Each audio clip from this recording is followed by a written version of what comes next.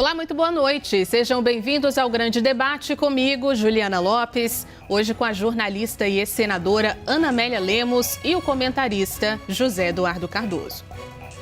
Vamos ao primeiro tema de hoje. O presidente do Senado, Davi Alcolumbre, fez dois movimentos importantes. Ele marcou para o dia 30 de abril a sessão voltada à análise do veto do PL da dosimetria. A proposta foi vetada integralmente pelo presidente Lula e, vamos lembrar, beneficia condenados pelo 8 de janeiro, incluindo o ex-presidente Jair Bolsonaro, que está preso em regime domiciliar. Alcolumbre também enviou à Comissão de Constituição e Justiça do Senado a indicação de Jorge Messias para a vaga aberta no STF. O atual advogado-geral da União precisa do voto favorável de pelo menos 41 senadores. E o relator da indicação, o Everton Rocha, disse que a sabatina acontecerá no dia 29 de abril. Vamos conferir esse anúncio. Então, nós iremos, na próxima quarta-feira, já ler o relatório. Na outra semana, do dia 21, nós teremos uma semana com um feriado no meio da semana. Portanto, ficou combinado que a sabatina será logo no dia 29 pela manhã. E seguindo aquele mesmo rito, terminou a sabatina, nós já vamos trazer para o plenário para análise das senhoras e dos senhores senadores a análise aqui no plenário, também o que ficou apresentado e decidido lá na CCJ. Vamos então ao debate. Boa noite, muito bem-vindos. Cardoso, queria começar por você. Lula ganha ou perde com o avanço de Messias, essa sabatina tão aguardada pelo Planalto, e a dosimetria? Olá, Juliana. Olá, Ana. Uma pessoa que está fora do Congresso Nacional e está fora do governo, seguramente olha os movimentos externos, as aparências, as análises para chegar à conclusão. E eu acho muito difícil chegar a alguma nesse momento. Eu tenho impressões. A minha impressão é que Jorge Messias deve ser aprovado na Comissão de Constituição e Justiça.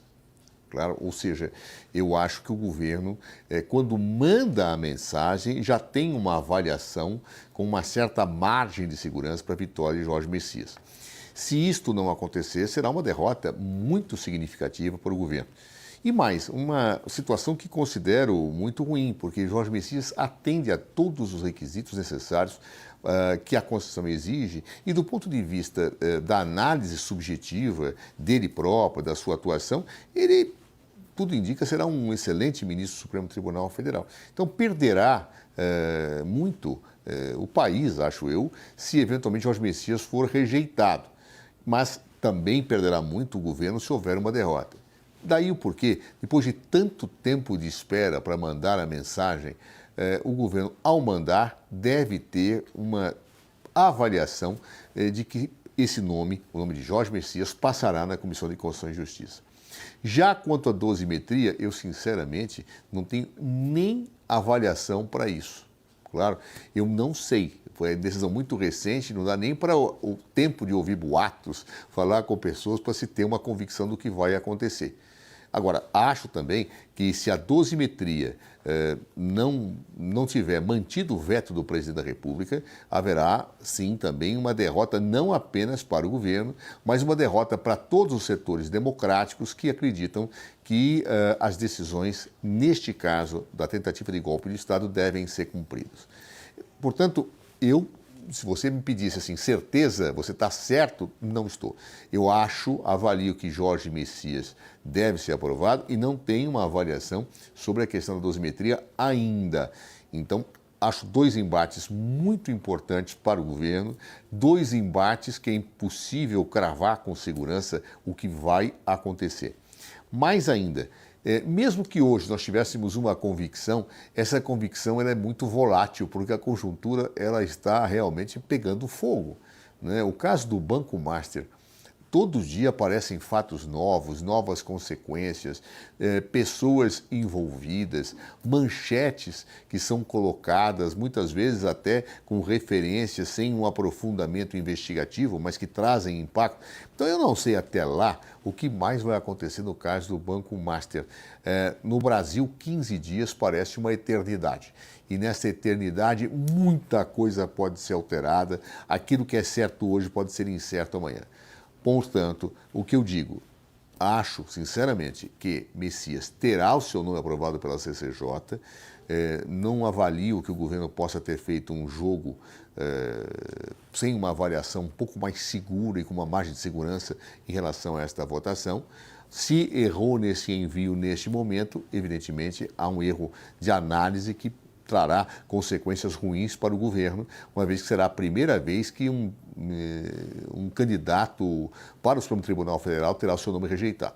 Por isso, acho que deve haver, da parte da avaliação do governo, uma margem, repito, de segurança. Já em relação à dosimetria, colocar em pauta não partiu de uma iniciativa do governo. Colocar em pauta o veto parte do presidente do Senado, Davi Alcolumbre. E aí nós temos uma certa dimensão lotérica colocada, uma vez que nós temos a oposição querendo aprovar a dosimetria, temos uma conjuntura muito complicada que envolve o Banco Master, temos uma tentativa de ataque ao Supremo Tribunal Federal, muitas coisas acontecendo e muitas coisas ainda podem acontecer. Portanto, eu lembro, Juliana, o filósofo grego Sócrates, quando disse: só sei que nada sei, para responder essa tua pergunta. Os dias que seguirão mostrarão a verdade. Ana Amélia Lemos, bem-vinda, boa noite. Lula ganha ou perde com o avanço de Messias dessa sabatina e a possível derrubada do veto da dosimetria? Boa noite, Juliana. Boa noite, José Eduardo. Boa noite aos telespectadores do Grande Debate. Nesse jogo de cartas marcadas, Lula empata esse jogo. E por que empata? Porque ele conseguiu, depois de muita resistência de Davi Alcolumbre, em função de o Senado desejar Rodrigo Pacheco para este lugar, na substituição de Roberto Barroso, e ele estava, por conta disso, de não atendimento dessa demanda política do Senado, ele foi reticente em acolher a recepção da indicação de Jorge Messias para o lugar de Roberto Barroso. Esse imbróglio foi andando, foi seguindo, e agora chegou o momento dramático, e o Lula, para conseguir uma aceitação de colocar o nome em votação, primeiro na sabatina, na CCJ, que é o percurso que é determinado não só pelo regimento interno, mas também pela própria Constituição. E depois, dependendo da decisão da CCJ, que será aprovado, claro, ele vai para o plenário do Senado. Aí são outros 500. Aí serão necessários 41 votos para aprovação. Por que é um jogo de cartas marcadas? Porque Alcolumbre, ao aceitar com o governo a recepção de Jorge Messias para colocar na pauta, ele também colocou na mesa, colocar na pauta os vetos à dosimetria, que é um tema que o governo vetou totalmente. E a oposição, então, está aí armada, preparada para a derrubada desses vetos. Então, por isso que é um jogo empatado para Lula, porque ele consegue uma situação mais confortável, porque seria uma derrota muito grande para o governo, como lembrou o ministro Zé Eduardo, histórica, na recusa pelo Supremo Tribunal Federal de um indicado pela Presidência da República para este posto de ministro da Suprema Corte. Considerando também que um dos jornais mais influentes do país, o Estado de São Paulo, até chegou a fazer um editorial falando sobre a importância que seria o Senado dar um recado para o governo. Então, é para ver a situação política e institucional que está um tema tão crucial quanto esse, que é a substituição de um ministro da Suprema Corte. Então, na minha opinião, o presidente Lula, nesse jogo, está com o jogo empatado, pelo que ele teve que conceder a entrada da indicação de Jorge Messias para o Supremo Tribunal Federal. Cardoso, Alcolumbre, presidente do Congresso Nacional, do Senado, manda um recado ao fazer esses dois movimentos no mesmo dia. Nos parece fazer um aceno positivo, um para o governo e o outro para a oposição. Aparentemente, é exatamente como a Ana disse, ou seja, há uma avaliação de que Jorge Messias passará e uma outra que é o atendimento de uma reivindicação da oposição, né? Aparentemente, hoje é isso. Agora, o que vai acontecer, se é um recado positivo ou negativo, com uma primeira leitura que se faz, ou se serão 2 negativos, ou se serão 2 positivos, o resultado aparecerá dentro de alguns dias. Portanto, muito difícil a gente dizer e fazer conjecturas. E, ou seja, acho que nem quem está lá no Senado hoje saberá com exatidão certas situações do que pode acontecer, porque a conjuntura ela é muito dinâmica. Talvez ao ler o jornal no dia da votação se mude o resultado, depende do que acontecer, muito incerto, muito volátil aquilo que está acontecendo na vida política brasileira. Então, portanto, o governo tem 2 cartadas importantes, né? Repito aquilo que disse a Ana, parece que Messias passa e se faz um aceno com a oposição com a dosimetria, mas será que será isso mesmo? Não sei. Repito, mais uma vez, só sei que nada sei. Somente um dia após o outro e até o momento das decisões a serem tomadas pelo Senado é que nós teremos uma conclusão de toda essa situação. As análises nesse momento ficam mais no plano do eu acho. Agora, o que eu acho será a ver. Ana Amélia Lemos, Alcolumbre manda recados ao fazer esses 2 movimentos no mesmo dia, com pouco intervalo ali de minutos, na verdade, entre os 2? Acho que ele não manda recado, ele exerce a autoridade que ele tem e o poder que tem o presidente do Senado Federal, que é quem decide a pauta de votações. Ele está aí, botou o governo no bolso, né, no sentido figurado, né, no bolso no sentido de ele determinou o jogo, ele que fez. Assim como ele tinha dito também, não devemos esquecer, que nem que 81 pedidos de impeachment de ministros da Suprema Corte chegassem a ele, nenhum deles ele acolheria. Ora, isso foi há pouco tempo e o tema volta à pauta agora. Então, vamos ver qual é a atitude que o presidente Alcolumbre vai tomar nesse caso. Agora ele fez uma articulação que, evidentemente, tem aí um jogo de interesses que está na pauta. Não foi de graça, não só a questão relacionada a dosimetria, o veto total que foi aposto pelo presidente da República ao projeto aprovado pelo Congresso, mas também outros interesses, como diria Brizola, em relação aos entendimentos entre o presidente do Senado e o presidente da República. E aí o governo, num ano de eleições, de um ano de tentativa de reeleição para o 4º mandato, num ano que se sabe que o poder que tem o presidente, com o Diário Oficial na mão, tem muito poder, até para convencer o presidente do Senado a colocar em pauta também o nome de Jorge Messias para o Supremo Tribunal Federal. Isso acontece na política, isso não é nada ilegal, isso é do jogo. E o Lula e o Alcolumbre estão jogando o jogo político. Agora, a gente falou mais sobre Jorge Messias, queria ouvi-los sobre essa questão da dosimetria, Cardoso. Derrubar a dosimetria, abrir caminho para isso, né, que pode beneficiar os condenados pelo 8 de janeiro. Isso tem algum impacto? Pode ter algum impacto eleitoral?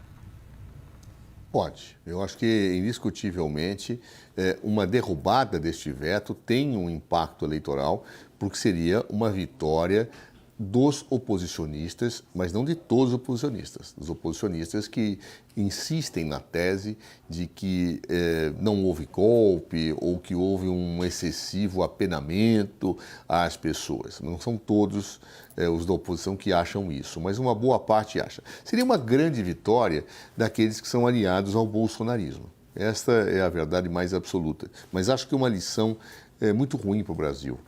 Nós temos que aprender, e acho que é importante dizer essa palavra aprender, porque tem a ver com apreender, a ideia de que a democracia é coisa séria.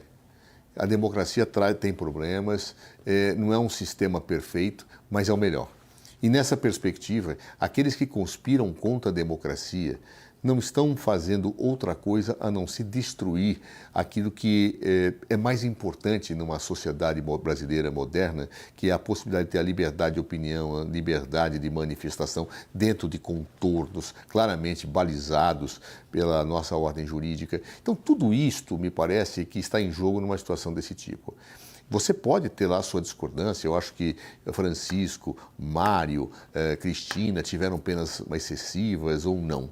Eu posso ter discordâncias pontuais, mas, no geral, ter sanções rigorosas relativamente àqueles que formaram uma organização criminosa para abolir o Estado Democrático de Direito é algo indispensável como um exemplo histórico, como uma afirmação.